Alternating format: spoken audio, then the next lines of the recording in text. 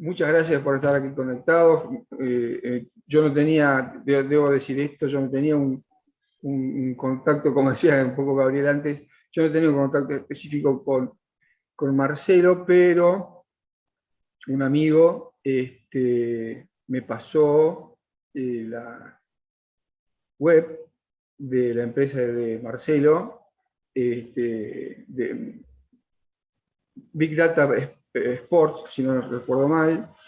Y bueno, el trabajo que hace Marcelo también es, uno cuando se suscribe en una especie de newsletter, Marcelo viene información todas las semanas, con una enorme cantidad de datos del mundo del deporte, pero de cómo funcionan los distintos deportes, cómo funciona el mundo, el negocio, la organización. Hay también reportajes a personalidades. Yo lo recomiendo. Y además lo que quiero destacar es que simplemente en forma media atrevida, si quiere, le escribí a Marcelo: mira Marcelo, yo soy fulano de tal, veo la web, que es muy interesante, a quienes nos gusta también el tema de la gestión del mundo deportivo, y con gran generosidad, como ha pasado también con Patricia y con Leandro y con Gabriel, como no, sí, fue cuestión de nada más que conectarnos, organizarnos. Yo por lo general no molesto mucho a quienes invito para este tipo de actividades, pero quiero destacar esto, así que muchas gracias a Marcelo. Y bueno, a Marcelo le dejamos algo un poquito por ahí, más que nos toca a todos, pero que no todos conocemos, como conoce Marcelo, que es este negocio mundial del fútbol, ¿no? Así que Marcelo, te cedo la palabra. Bueno, muchísimas gracias, Javier. Buenas noches a todos. Gracias por estar ahí. Buenas noches. Se aprenden cosas siempre. Ya me voy con que para fabricar un auto hay que importar 2000 autopartes. Es algo que no sabía. Es algo que no sabía y ya lo tomo como una de las cosas que aprendí hoy. Gracias. Bueno, a ver, yo de lo que voy a hablar es de algo que tiene que ver con exportación. Probablemente también sea uno de los principales rubros de exportación de la Argentina, que son los jugadores de fútbol, ¿no? Y algo que forma parte de una industria. Por ejemplo, la Liga de España, la que organiza el fútbol español, ¿no? Bueno, donde hasta hace poco jugaba Messi, donde juegan tantos argentinos, dicen que lo que ellos provocan con empleos directos o indirectos impacta en un poquito más del 1% del PBI de España, con lo cual estamos hablando de algo que es verdaderamente una industria, pero al mismo tiempo hay mucha fantasía con esta industria, ¿no? Y con lo que es la compra-venta de jugadores. Muchas veces los hinchas hacen una cuenta y dicen, bueno, ¿cómo puede ser que nuestro club esté tan mal si durante tantos años vendimos a este, vendimos al otro, le vendimos a tal jugador y yo hago la cuenta y me da 320 millones de dólares? Bueno, por lo general esas cifras no son tan así, y al mismo tiempo hay como mucha fantasía y mucha ilusión que tiene que ver con la ilusión que tiene el fútbol como actividad, ¿no? Entonces, yo lo que voy a hacer hoy es compartir con ustedes a ver, ahí ya me van a decir si se ve. Yo creo que sí. ¿Se ve, no? Sí. Sí. Bueno, lo que voy a hacer con ustedes es Justo comentar... me pusiste a Racing. Me pusiste a Racing, justo, muy bien. Mirá, la verdad que no lo hice yo, esto lo hizo la FIFA, así que Bueno. ahí está. La verdad que tuvimos algo bastante de suerte, porque mientras Javier me convocó para participar hoy, desde que comenzamos a hablar hasta ahora, la FIFA justo dio a conocer un reporte que habla de cómo fueron los últimos 10 años de transferencias internacionales de jugadores de fútbol, abarcando el periodo 2011-2020. Estamos hablando solamente de transferencias internacionales en todo el planeta. No estamos hablando de cuando un jugador pasa de un club a otro en la Argentina o en cualquier otro país, sino transferencias internacionales. Tal cual.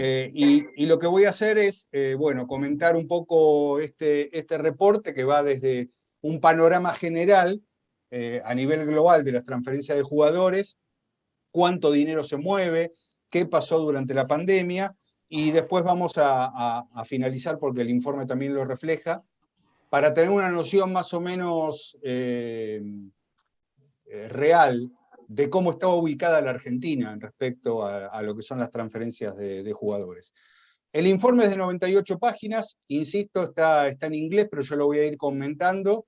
Y lo que sí, si después cualquiera de ustedes lo quiere tener, no hay ningún problema en compartirlo, porque es información absolutamente pública.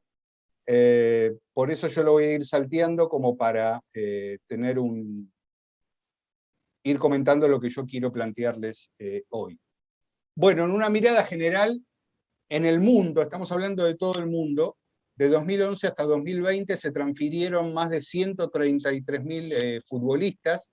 Estamos hablando de transferencias, de cuando un club incorpora a un jugador, cuando un club recibe un futbolista en carácter de préstamo, o cuando llega en carácter de jugador libre. ¿Qué significa jugador libre? Que el club ahí no percibe nada, y que el futbolista llega a negociar su propio contrato, como por ejemplo hizo Messi con el Paris Saint-Germain ahora. Eso es muy frecuente en el fútbol argentino, porque el fútbol argentino tiene la mala costumbre de pactar contratos que después no puede pagar, entonces el jugador se va a cambio de la deuda que tienen con él. ¿Sí? Ese es uno de los grandes males que tiene el fútbol argentino. Promete contratos que después no puede cumplir, porque es una industria que se mueve en dólares, ni hay que explicar qué pasa con el dólar en la Argentina. Entonces, la solución a eso que después no se puede hacer es la de dejar ir al jugador con el pase en su poder. Que por el otro lado es una modalidad bastante frecuente en el fútbol a nivel global, pero por distintas razones en diferentes países. Entonces tenemos más de 133.000 jugadores, o mejor dicho, transferencias, más de 66.000 futbolistas que fueron transferidos y 8.200 clubes involucrados en todas estas transferencias globales. Recuerden que estamos hablando de todo el planeta en los últimos 10 años. Cuando revisamos en esos 10 años cuánto dinero implicó o cuánto dinero se gastó en transferencias de jugadores de fútbol, o sea, en transferencias donde hubo un pago de algún monto, vemos que los clubes en estos 10 años negociaron más de 48.500 millones de dólares. Son los clubes que pertenecen a las distintas asociaciones que forman parte de la FIFA, y era una industria, por lo menos en este rubro, que venía creciendo a un ritmo muy marcado, ¿no? Desde 2013 hasta 2019 fueron creciendo cada vez los montos en transferencias. Estamos hablando de negociaciones a lo largo de todo un año, y el fútbol alcanzó en este aspecto, en el de la venta de jugadores, su pico más alto en 2019 con 7.350 millones de dólares gastados en transferencias internacionales de jugadores. Vino la pandemia, el mercado se deprimió muchísimo, no hubo tanto volumen negociado. En 2021 recuperó algo en cantidad de jugadores, pero ya el monto, por lo menos de la primera mitad de este año, ya bajó bastante con respecto a ese pico que se alcanzó en 2019. Por ejemplo, en lo que se llama el mercado de pase de verano de Europa, de este año, entre junio y agosto, se transfirieron más de 7.700 jugadores de fútbol, por 3.720 millones de dólares. Todavía faltaría sumar un mercado de pases que prácticamente no se movió, que fue el de comienzo del año, cuando la pandemia todavía estaba muy, muy presente, especialmente en Europa, y vemos cómo las cifras bajaron notablemente. Hay algo que tienen que saber con respecto a esto, y que tiene que ver con, así como las ligas europeas son las que concentran el mayor atractivo para un fanático del fútbol global que quiere ver la Liga de Inglaterra, la Liga de España, la Liga de Italia, como ha sido casi siempre, el llamado grupo de los 5 grandes de Europa, que son Alemania, España, Inglaterra, Italia y Francia, esos 5 países concentran en el último mercado de pases de 2020, concentraron el 78% de todas las transferencias de todo el mundo. Ese porcentaje a veces es más grande todavía. En el año 2019 superaba el 80%, llegó a casi el 82%. Quiere decir que de esta torta global, de todo lo que se reparte, de esos 7.350 millones de dólares que se repartieron en 2019, prácticamente más del 80% estuvo concentrado en solamente 5 países. Seguimos avanzando. Y acá vemos algo muy, muy interesante también.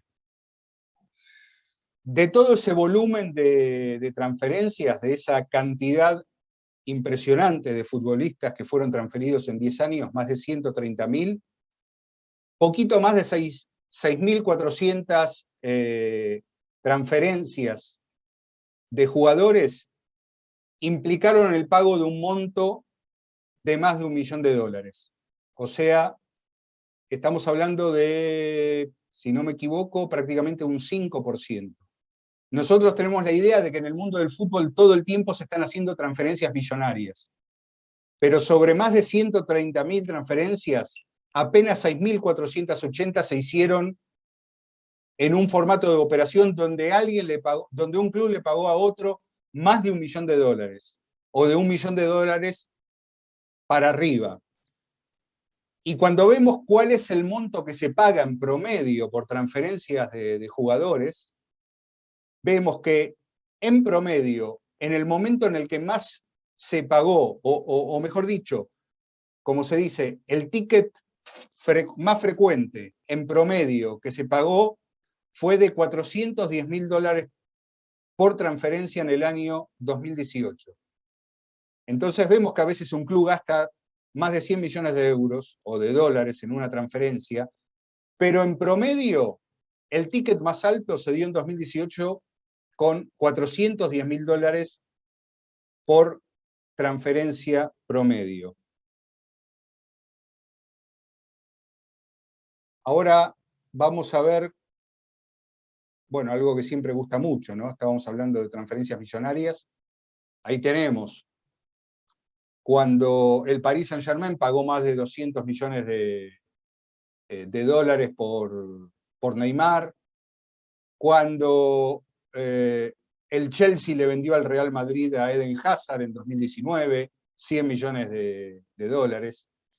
¿Qué problema tuvo el Barcelona? Cuando vendió a Neymar, todo el mundo sabía que el Barcelona tenía mucha plata.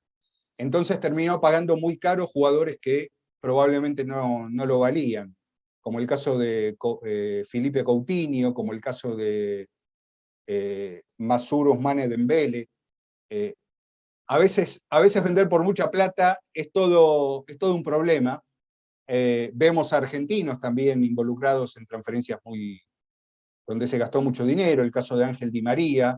Acá estamos hablando de cuando un club le pagó a otro para que haya una transferencia. Esto es lo que más llama la atención, esto es lo que más se ve, pero esto no es lo que es más frecuente en el mundo del fútbol. Otra cuestión interesante, de las transferencias que se pagan, el 83% corresponden a jugadores que tienen entre 18 y 29 años. Es más allá de que la vida útil del futbolista se extendió mucho y pueden jugar en buena forma hasta los 35 años y más, es toda una rareza que un club le pague a otro por un jugador que tenga más de 29 años. Y por lo general lo principal se concentra ahí. Y el 94.1 de las transferencias donde un club le pagó a otro para contratar a un jugador, el 94.1 se da entre futbolistas que tienen entre 18 y 29 años. Y por lo general los contratos más extensos de un club con un jugador se dan cuando los futbolistas tienen entre 18 y 23 años. Después de los 24 años, lo más frecuente es que hagan renovaciones anuales, porque los clubes gastan por la expectativa que puede generarle un jugador, y eso sucede cuando el jugador es muy joven. Seguimos avanzando. Bueno, y acá también tenemos una mirada muy llamativa y muy global. El número de jugadores transferidos correspondientes a las distintas nacionalidades demuestra que Brasil es el exportador número 1 de jugadores, con más de 15.000 en 10 años, 2011-2020. La Argentina aparece en el segundo lugar, con 7.444 jugadores. Después viene Inglaterra, Francia, Colombia es otro gran exportador de futbolistas. Uruguay es un caso muy particular. Si bien la distancia con respecto a la Argentina es de más del doble a favor de la Argentina, pensemos que Uruguay tiene una demografía muy chica y es un gran productor de jugadores de fútbol, y después sabemos que de los países africanos como Nigeria también son grandes factorías de jugadores de fútbol. Pero bueno, retengamos ese número, ¿no? Más de 7.400 jugadores argentinos transferidos en 10 años. Ahora esto ya empieza a cambiar, porque cuando vemos por nacionalidad el gasto que hubo en transferencias por distintos tipos de confederaciones, o el gasto que se hizo en jugadores de determinada nacionalidad, ya vemos que la Argentina empieza a bajar. Estaba segundo en cantidad de jugadores, pero ya vemos que Brasil sigue arriba, después ya aparece Francia, después aparece España, después aparece la Argentina con un monto de 3.200 millones de dólares en 10 años, pero si este corte lo hubiéramos hecho hace 10 años atrás, la Argentina estaría más alta. Y después aparecen mercados o países a los que hay que prestarle mucha atención, como Portugal, como Holanda, que son grandes jugadores y exportadores de mucho talento, y por una cuestión de cercanía le venden mucho mejor a esos 5 grandes de Europa que describíamos antes como los que principalmente concentran el mercado internacional. Otro aspecto del fútbol interesante para tener en cuenta, ahí vamos a llegar,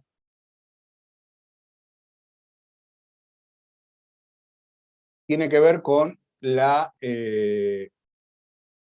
comisiones pagadas a los agentes, representantes, intermediarios.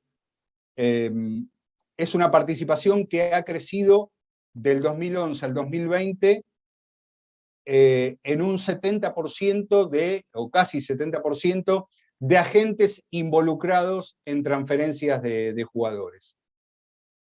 Y el monto que han cobrado globalmente todos ellos, o que han pagado los clubes, supera los 3.500 millones de dólares en todo ese periodo.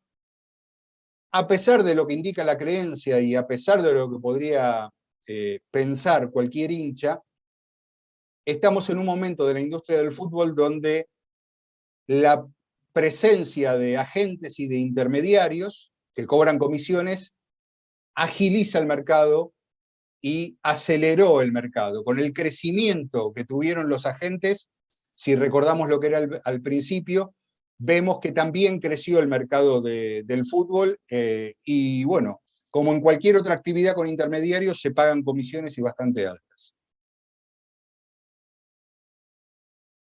Otra cosa que también en el mercado del fútbol parece muy obvia y que es así, que en este caso los datos confirman, es que clubes como el Manchester City, el Chelsea, el Barcelona, el Paris Saint-Germain, Real Madrid, Atlético de Madrid, Manchester United, son los clubes que más gastan.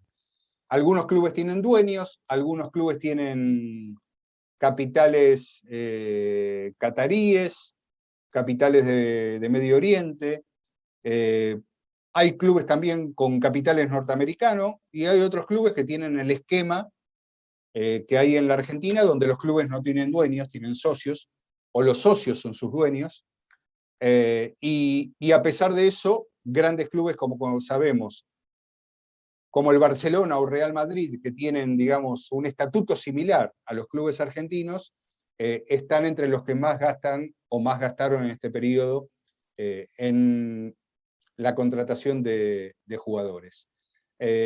Cuando revisamos, por ejemplo, el mercado de pases del último verano europeo, o sea, del de 2020, vemos que en el 43% de todo el mercado global intervino al menos un club de la Premier League en la contratación de jugadores. Estamos hablando de, hoy por hoy, el mercado más poderoso que tiene el fútbol mundial.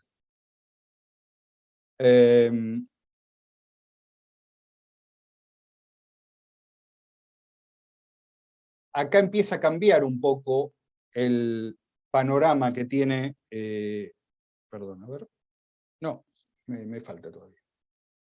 Empieza a cambiar un poco el panorama de cuáles son los clubes que tienen un balance positivo en lo que tuvo que ver con la salida y entrada de jugadores, y se da un fenómeno muy particular donde vemos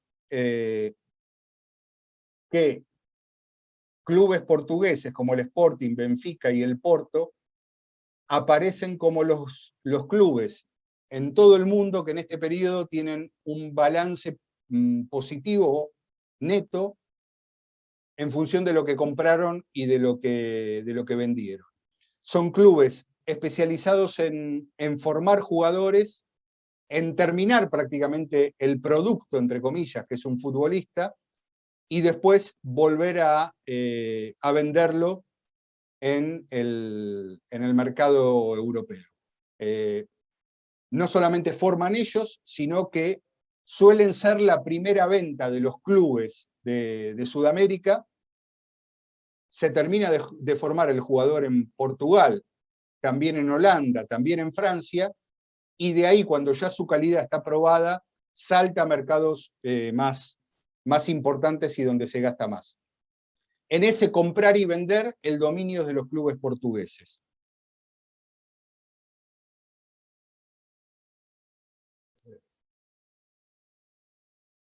Y acá vemos algo bastante curioso que va a involucrar a un club argentino.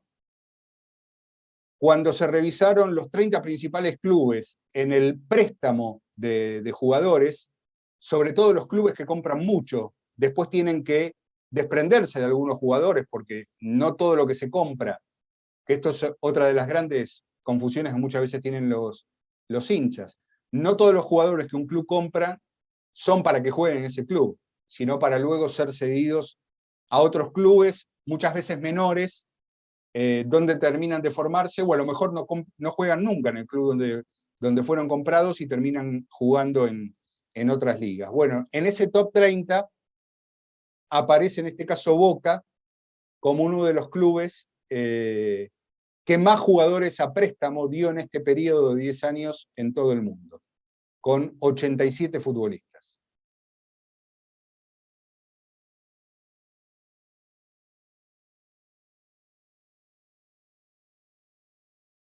Y acá empieza a aparecer algo también muy interesante. Lo que estamos viendo es la cantidad de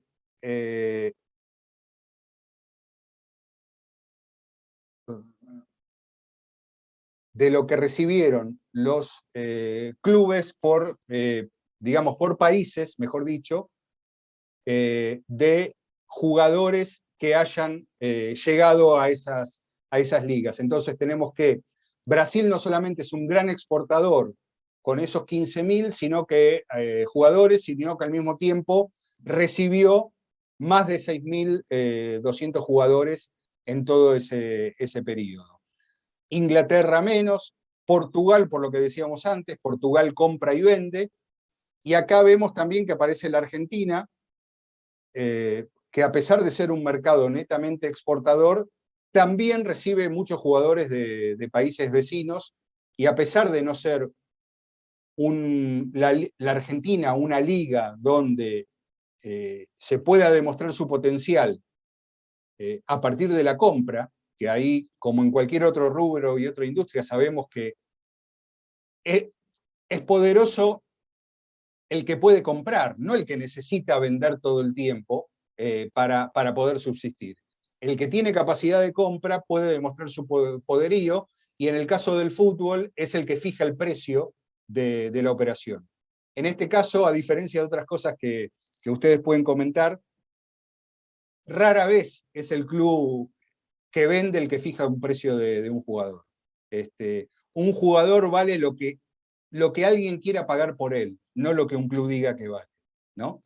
Entonces, en ese sentido, tenemos a la Argentina incorporando una cantidad más que respetable de futbolistas, pero todos de países cercanos, ¿no?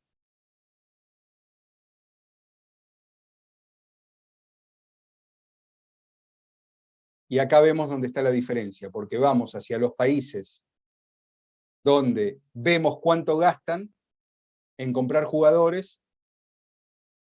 Recordemos, periodo 2011-2020, y vemos que los que más gastan son Inglaterra, España, Italia, Alemania, Francia. Rusia viene después, pero está en declive. Después venía China, el mercado chino dejó de comprar jugadores. Están ahora, más que nada, más que comprar jugadores, están comprando conocimiento para generar ellos su propio jugador de calidad, en un plan, bueno, como son los chinos, de querer ganar el Mundial en el año 2050, y dejaron de contratar jugadores para empezar a formar ellos a los propios, y acá vemos cómo la Argentina ya desciende dramáticamente cuando empezamos a comprobar qué capacidad de gasto hay para atraer jugadores.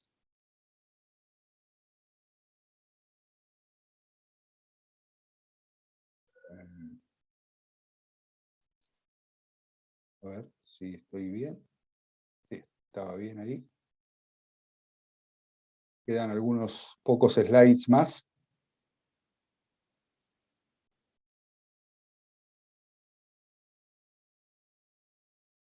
Bueno, y acá vemos el top 30 de los países que hicieron transferencias hacia el exterior de jugadores, ¿no? Brasil primero, Inglaterra, España, la Argentina. En este caso estamos hablando de transferencias directas desde los clubes. No estamos hablando de un jugador, como mostré el ejemplo antes, Ángel Di María, que después de irse a Rosario Central fue a Portugal, y después de Portugal fue al Benfica, después del Benfica fue vendido al Real Madrid. En este caso lo que estamos viendo acá son jugadores que se van directamente de la Argentina, o de Brasil, o de Inglaterra, o de España, para jugar en otro mercado. Entonces ya notamos que de los 7.400 que la Argentina había, o los jugadores argentinos que habían sido transferidos en 10 años, cuando vamos directamente a cuántos se fueron directamente desde la Argentina, encontramos que la cifra baja a 4.300 jugadores.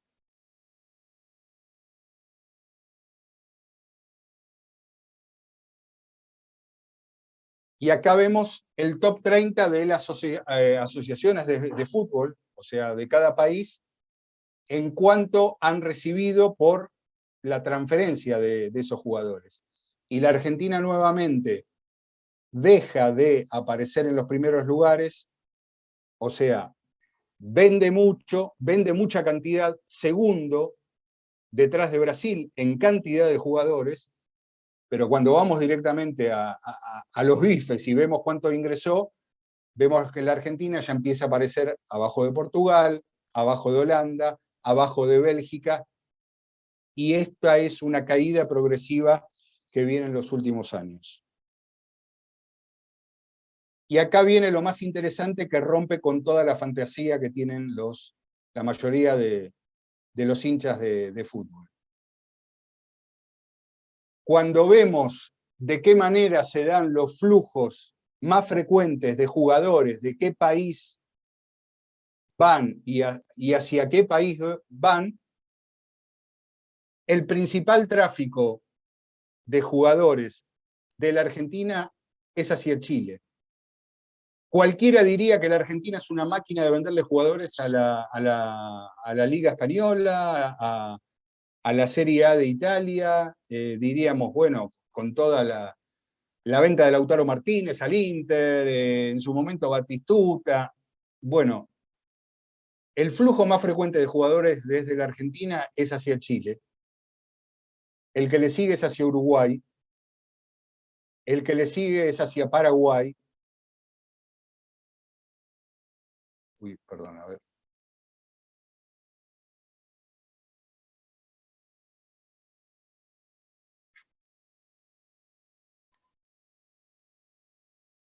¿Me escuchan? Sí, sí, perfecto, adelante. Sí, se escucha. Ah, bueno. No, porque a mí me pasó algo con la pantalla. Ahí estamos de vuelta. Perdón, me había entrado me empezó a hibernar la computadora. Les decía, veníamos de la Argentina mandando a Chile como principal flujo de jugadores. Fíjense que es el sexto en orden mundial. Argentina-Uruguay, Argentina-Paraguay, Argentina-Ecuador, Argentina-México. Otro flujo interesante es de Uruguay-Argentina, que también aparece destacado. Entonces, ¿de qué estamos hablando acá? Estamos hablando de cantidad de jugadores, pero no de ingresos muy relevantes por esa venta de jugadores. Y si seguimos revisando, vamos a ver que cuando estamos hablando de ese mismo flujo de jugadores, pero cuando ya estamos hablando de pagar un monto por esas transferencias, vamos a encontrar que aquí la Argentina directamente ni figura. Brasil tiene algunas apariciones más que dignas, con ventas a España, ventas a Italia, pero acá Argentina ya directamente desaparece del mapa cuando estamos hablando de lo más trascendente, no en cantidad de jugadores, sino en montos que se reciben por las transferencias de esos jugadores. Y para tener un panorama más claro, acá vemos cómo se da el balance, el beneficio neto entre los jugadores que vendo y los jugadores que compro en función de los ingresos por esas transferencias.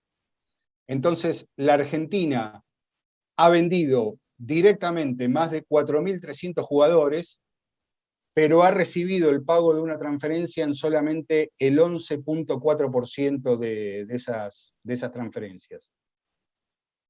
Y si bien aparece con una balanza, digamos, positiva de 883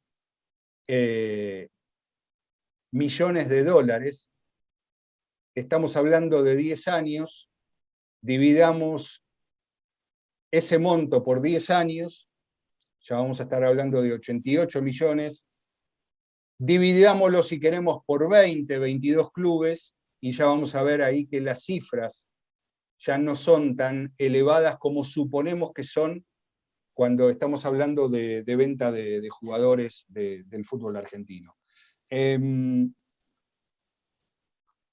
Esto tiene que ver con un sistema que tiene la FIFA, que se llama TMS, donde se registran todas las transferencias internacionales, y que nos da un panorama, digamos, muy, muy certero, porque estamos hablando de todas las transferencias que fueron validadas por la propia FIFA, donde vemos que el jugador argentino es muy apreciado, el jugador argentino es buscado por otros mercados.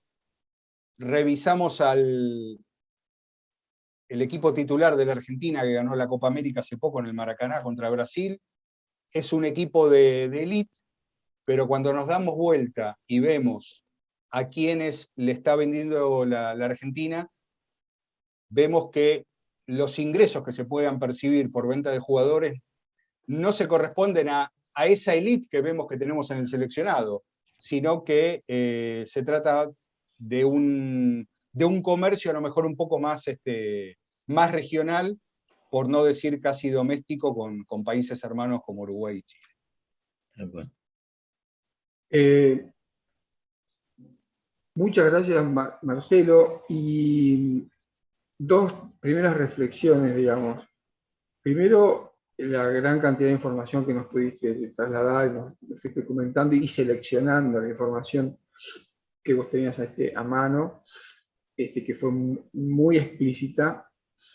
Y segundo, vos dijiste una palabra que la repetiste más de una vez, que es un poco la fantasía, ¿no?, que tenemos de que, bueno, en la Argentina se vende enorme cantidad de jugadores y los clubes reciben millones y millones de dólares, y que eso es algo constante, y resulta que el primer mercado nuestro es Chile.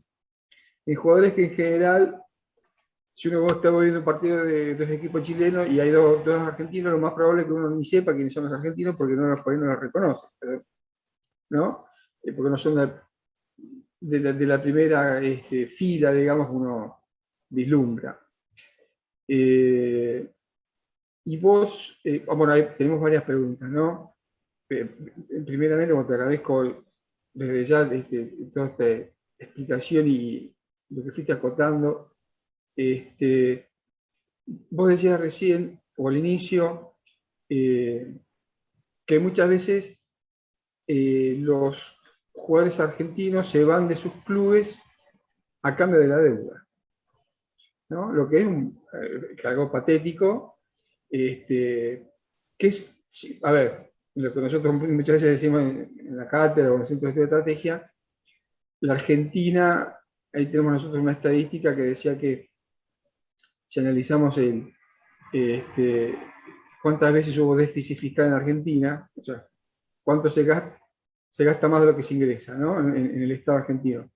En los últimos 117 años, desde 1900 al 2017, en 110 años tuvimos déficit en Argentina. Es una forma de vivir, ¿no? Es bien puramente argentino. Y vos lo rescataste ahí, porque vos decías, se van los jugadores a cambio de la deuda. Ahora, a esos jugadores se les pagó el ingreso, el club erogó un capital para que ingrese ese jugador, les hace, como vos decías, contratos que son impagables y en dólares, cuando el equipo argentino no sabe a cuánto va a estar el dólar. Muchas veces se hace acuerdos de que voy a pagar el dólar hasta cierta paridad, que después, cuando pasa a la Argentina ese valor del dólar rápidamente, después el jugador dice, o me actualizás el precio del dólar o me voy, ¿no? Ahí empieza. Lo que estamos viendo es una falta de gestión, una mala gestión, ¿no? Y como vos decís, cuando se van a mercados menores, Portugal, para después pasar, porque los portugueses después terminan el producto y lo venden más caro, ¿no? Muchas veces los clubes argentinos se guardan 20-30% del valor de la transferencia porque saben que después va a valer más. Ahora, ¿no te parece que Barcelona, o sea, primera reflexión, vos decime si estoy equivocado, la mayoría, o casi prácticamente todos los clubes de Argentina son deficitarios. Termina el año y perdieron plata. Si no venden jugadores, se van acumulando deuda. Y eso le pasa a todos los clubes.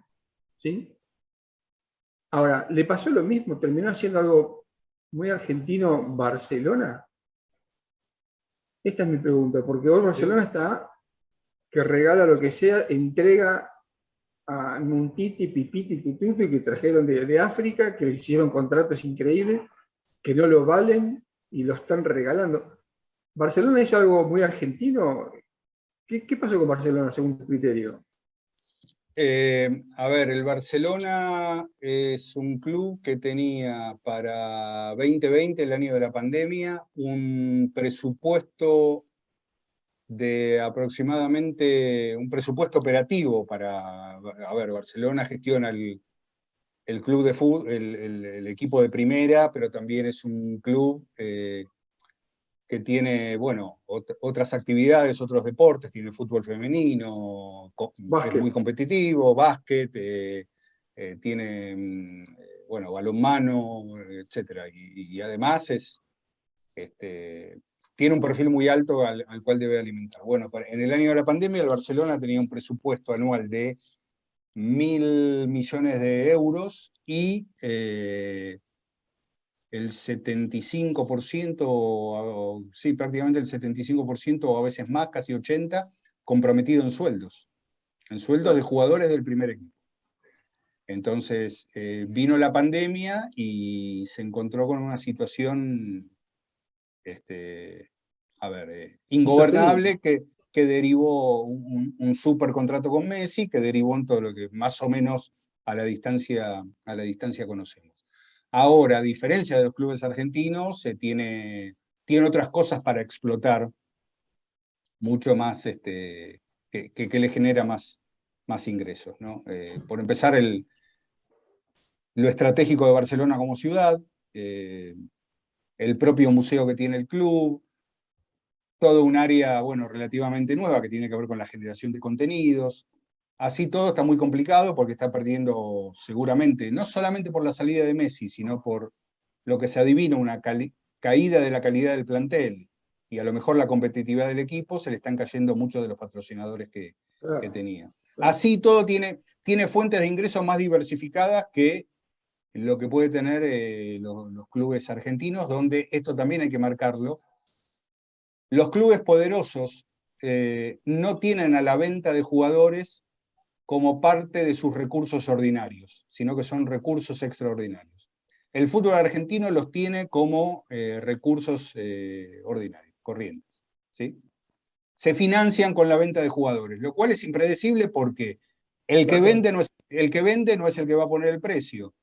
No hay certeza de que un jugador sea comprado en el monto que un club estima venderlo, pero bueno, muchas veces hemos visto que los clubes, para que más o menos le cierren los balances, ponen en el balance la futura venta de un jugador para equilibrar lo que son sus cuentas actuales. Eso por un lado. Después, por otro lado, algo que me parece que hay que marcar y que es interesante, que también no se puede eludir, es que a pesar de todo esto, los clubes de fútbol en Argentina tienen una función social muy determinante, muy importante. A veces sustituyen al Estado, a veces son el brazo del Estado en muchas cosas, con lo cual, bueno, y también pasa que a partir de eso que sabemos que son los clubes, se perdona todo lo demás, ¿no? Y lo que estamos viendo es el desmoronamiento del fútbol argentino como un actor relevante a la hora de generar ingresos por la venta de jugadores. Sí, además que sí, estamos teniendo, a ver, la pandemia, a ver, también los brasileños suelen vender más caro que los argentinos. Es otra cuestión también de la fantasía que hay que sacar, ¿no? Un jugador de 22 años brasileño delantero vale 20 y acá lo vendemos por 8, y si lo venden por 8 hacen una fiesta que dura 2 días porque van a cubrir todo el desmanejo que se hace, porque también que se hace en los clubes, como vos bien decís, los clubes cumplen una función social que muchas veces están reemplazando al Estado, pero las comisiones directivas no responden por lo bien o lo mal que hacen las cosas. Si se va a la comisión directiva y le dejo un bache de 6 millones de dólares y que lo pague Mandrake, y viene Mandrake y no, el Mandrake no existe, ¿no? Este es otro problema del amateurismo a veces con que se gestiona.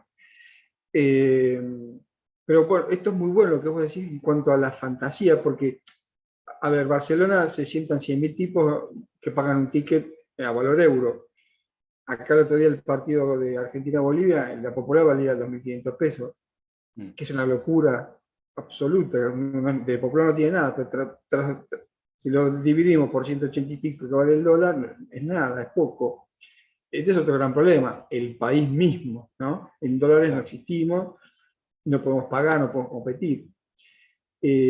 Ahora, vos decís, hay una cuestión muy interesante de el crecimiento que tuvo un mercado fenomenal, absorbente, demandante y exportador al mismo tiempo, pero no en este caso, que es China. Y vos decís, bueno, los chinos frenaron, ¿no?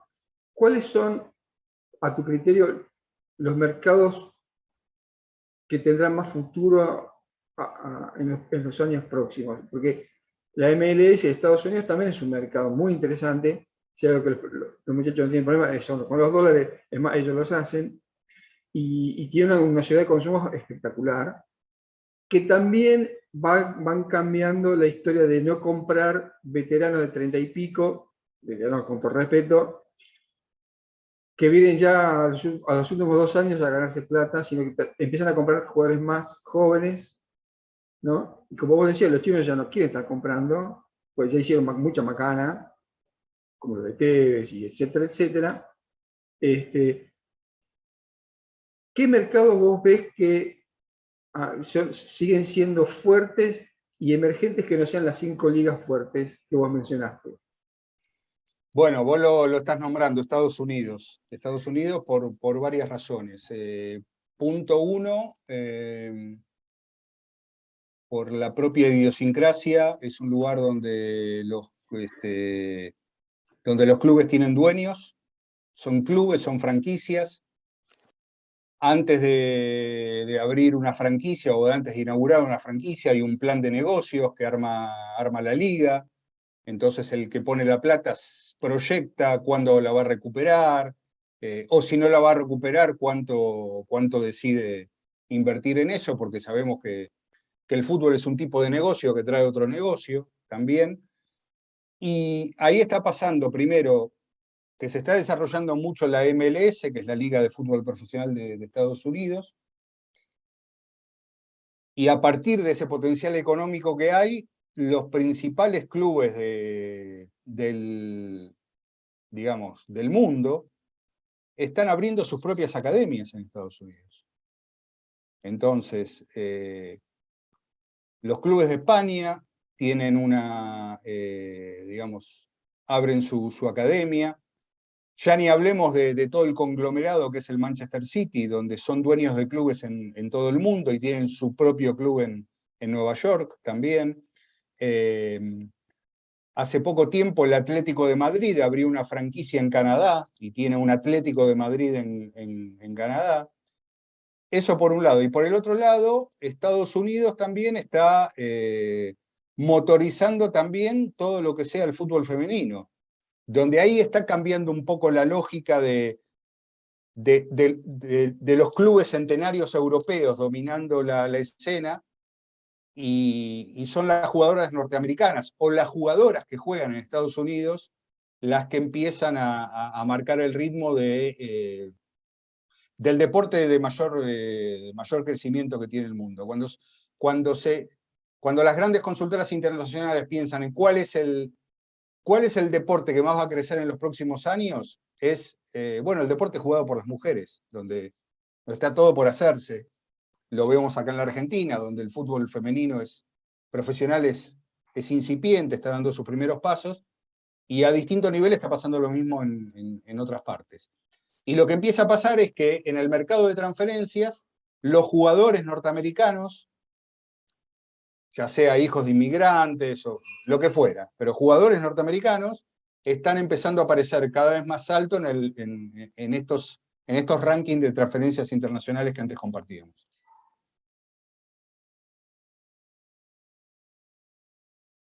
Justamente, todo es un proceso, ¿no? Nosotros decimos siempre, acá en el centro de estudios, todo es un proceso. Yo tengo muchos familiares de hace muchos años viviendo en Estados Unidos. Yo fui por primera vez en el año 75, yo estaba en secundaria, terminando la primaria, y había chicos de donde vivían mis familiares, y había, y las escuelas ahí tienen después espacios grandes de parque donde hacen educación física ahí mismo casi todos los días. Y jugaban al soccer, que es el fútbol. Y eran varones y mujeres. Tenían 12, 13, 14 años y jugaban al fútbol todos los días, chicas y chicos. O sea, no por nada hoy las jugadoras norteamericanas son las mejores del mundo, porque lo vienen haciendo hace 40 años. Y lo que vos decís de el fútbol como negocio, y vos decías, bueno, ahora, no sé si decías, creo que el Inter dijiste, el Milan, que tiene una franquicia que está en Canadá, porque además los chinos, además de cambiar esto, de generar sus propios jugadores, han comprado equipos directamente, no son dueños de equipos. Yo fui en 2012, 2013 a China representando un equipo argentino, para hacer negocios, para que ese club argentino hiciera negocios, porque Xi Jinping empezaba en 2012 a ser el presidente de China, el primer mandatario. Y él, el dato que yo tenía era que le gustaba el fútbol, no el ping-pong, que es el deporte nacional chino, es el ping-pong. A él le gustaba el fútbol. De hecho, mandó a construir 10.000 canchas, o sea, al estilo chino, ¿no? Mandó a construir 10.000 canchas. Bueno. Y yo era toda la delegación del equipo, del club.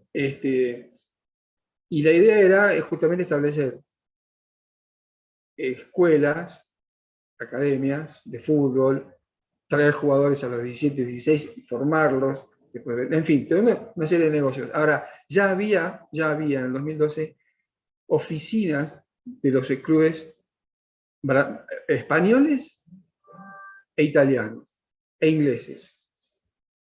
Los chinos tienen en especial reverencia con los alemanes, en todo a nivel cultural chino. Admiran a los alemanes. También había alemanes, pero ya había, digo esto para que se vea, estamos hablando de 9 años atrás, cómo es, como delegaciones, como si fueran embajadas. Son delegaciones comerciales que tenían ahí porque el futuro, la plata está en China, está claro. Pero digo esto porque ratificando un poco lo que vos estás diciendo de el negocio del fútbol. O sea, se arman oficinas como si fuesen oficinas comerciales para establecer el vínculo. Aparte, los chinos para establecer vínculos y negocios no son fáciles, hay que tener paciencia china.